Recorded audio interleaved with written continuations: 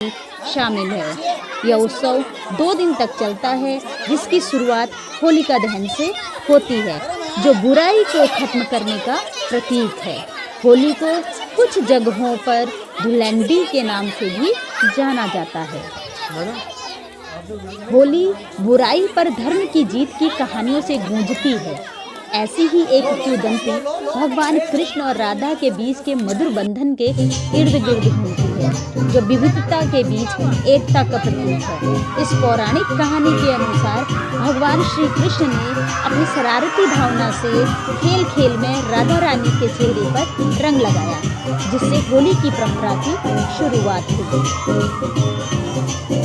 एक अन्य पौराणिक कथा के अनुसार होली को राजा हिरण्यकश्यप, उनके समर्पित पुत्र प्रहलाद और दुष्ट होलिका की कहानी से जोड़ती है। भगवान विष्णु के प्रति प्रहलाद की अटूट भक्ति के कारण उनके पिता को क्रोध हुआ, जिसके कारण होलिका ने एक विश्वासघाती योजना बनाई। हालांकि दैवीय हस्तक्षेप ने बुराई को विफल कर दिया, जिससे होलिका दहन की शुरुआत हुई और अंधकार पर बुराई पर अच्छाई की जीत का स्थायी उत्सव मनाया गया।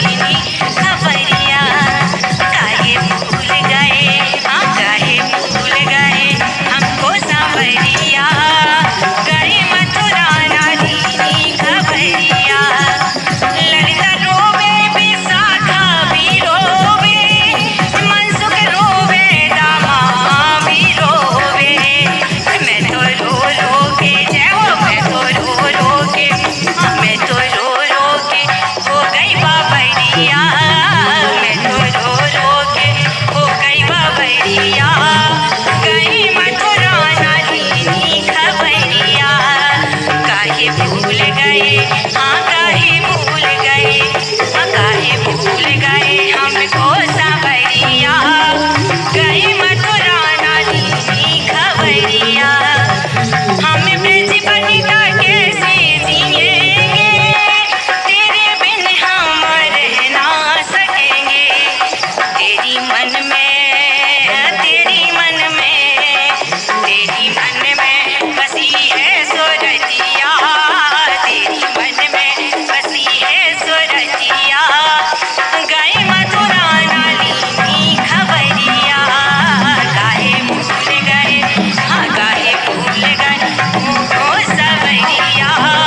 गए मथुरा ना ली खबरिया, गए मथुरा ना ली खबरिया, गए मथुरा ना ली खबरिया।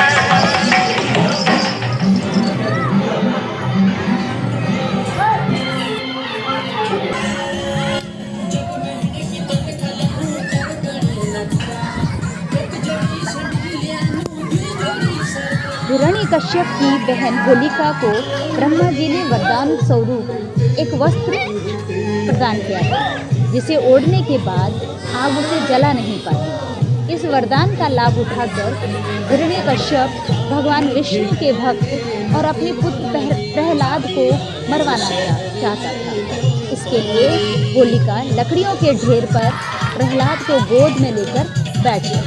लकड़ियों में जब आग लगाई गई तब हवा के झोंके से अग्नि से रक्षा करने वाला वस्त्र उड़कर प्रहलाद के ऊपर आ गया।